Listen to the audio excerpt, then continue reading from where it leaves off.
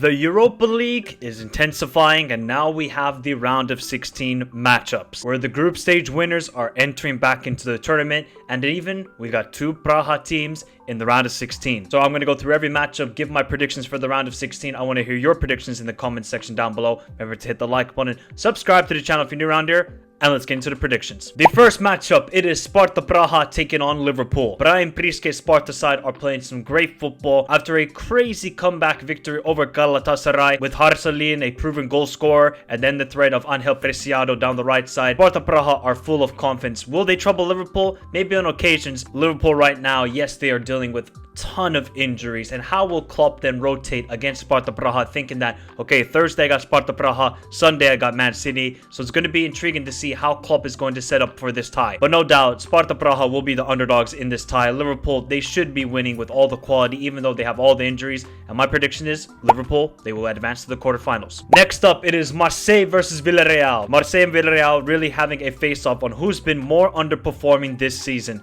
And the great narrative for this matchup is Marcelino, the manager of Villarreal, was manager of Marseille back in September before he resigned. Recently, Villarreal defensively are looking a lot better. They just lacking the goal scoring. Eric Bailly and Albiol playing good at center backs for Villarreal. They just need a goal scorer to step up in the big moments. Marseille are also in good form after their recent sacking of Gattuso, and now Gasset, the interim manager, and Aubameyang, the man is in red hot form. So this matchup is going to be fascinating to see how Marcelino will set up, especially knowing he knows how the players want to play and he knows their deficiencies. While for Marseille, this is really their only opportunity to win the trophy. I don't think they're going to win the Europa League, but this is their only opportunity. I think the Yellow Submarine of Villarreal with Marcelino are going to knock out Marseille and advance to the quarterfinals. The third matchup, it is Roma and Brighton, aka the Derby. What do I say, the Derby? De Rossi versus De Zerbi. De Rossi and Roma are playing some fantastic football after the sacking of Mourinho, and the players look rejuvenated around playing some beautiful attacking football. None of this back five and defending. Now it's a 4-3-3, and Dybala and Pellegrini are really looking good. They will need to be defensively stronger. They have let in a lot of goals under De Rossi and have looked wide open,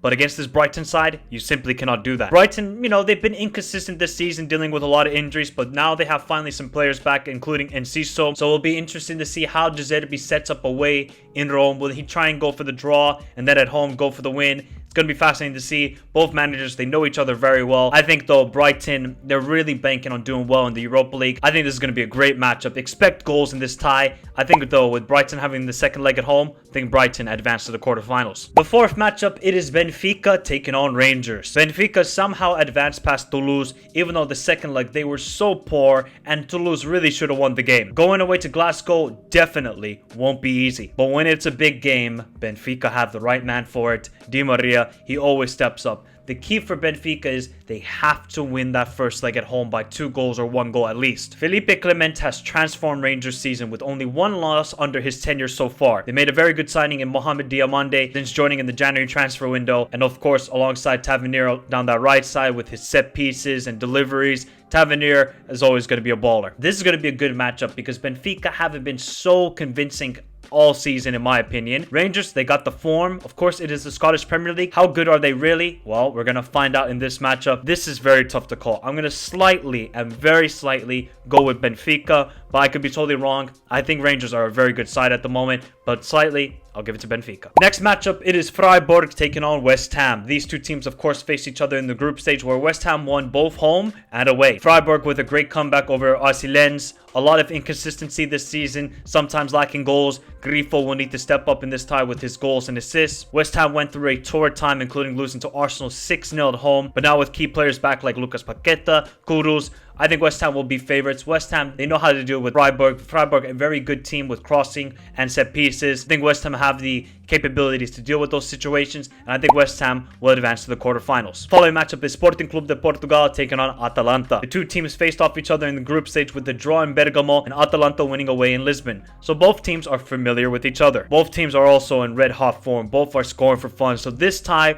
will come down to the stars for Sporting, and of course it is Victor Gyökeres. The guy is the most informed player in Europe, in my opinion. while Atalanta are more of a team effort with the likes of Koopmeiners to Charles de Catalare. Atalanta, I would say, are a stronger defensive team. But look at the schedule for Atalanta when they have these two matchups. Sporting, at least they don't have crazy matchups. Gasperini might be thinking to himself, really? We're going to have all these matchups and have the Europa League round of 16? I think this favors a lot to Sporting, and I think Sporting will win this tie. It's going to be very close, very entertaining matchup. Sporting to the quarterfinals. The 7th tie, we have AC Milan taking on Slavia Praha. Pioli's side have dealt with a lot of injuries throughout this season, but the Europa League is the last chance for any silverware this year. They're not going to win the Serie A. They're out of the Coppa Italia. Leao is picking up form. I mean, the goal he scored against Atalanta was ridiculous, and Benfica now is fully fit, so Milan can finally build upon these two key players picking up form and being back. Slavia were scoring for fun during the group stage. They scored 17 goals, topped the group with AS Roma, with Citel and Masopust being the danger man for Slavia, and the confidence they have will be very high, so they're going to pose a threat to AC Milan. But I think Milan, they just have too much quality. This is no disrespect to Slavia Praha and what they have achieved this season, but this is a very difficult matchup for them. I think Milan advance to the quarterfinals. And the final tie, it is Qarabag taken on by Leverkusen. Qarabag with an incredible tie versus Braga, being down to 10 men and still advancing to round of 16 for the first time ever. But now they'll face the side that beat them twice in the group stage. So unfortunately for Qarabag, they go up against Bayer Leverkusen, who are probably the most informed team in all of Europe. Of course, Bayer Leverkusen, the undefeated side, haven't lost a game all year in all competitions, will be heavy favorites in this tie and should be advancing to the quarterfinals. We'll see what Xabi Alonso is going to do. Is he going to rotate in the first leg, or is he going to try and beat Qarabag badly in the first leg and rotate in the second leg? Very intriguing to see, but Bayer Leverkusen, I think they're clear favorites. They go to the quarterfinals. So there we have it, people. The round of 16 predictions for the Europa League. We'll, of course, be recapping the first legs and then, of course, recapping the second legs when they are finished. So I want to hear your thoughts in the comments down below. Who do you think will be advancing to the quarterfinals? Remember to hit the like button. Remember to download SofaScore. Link is in the description down below. Have a beautiful day. Stay safe in this crazy world. Till next time. Adios. Explain something.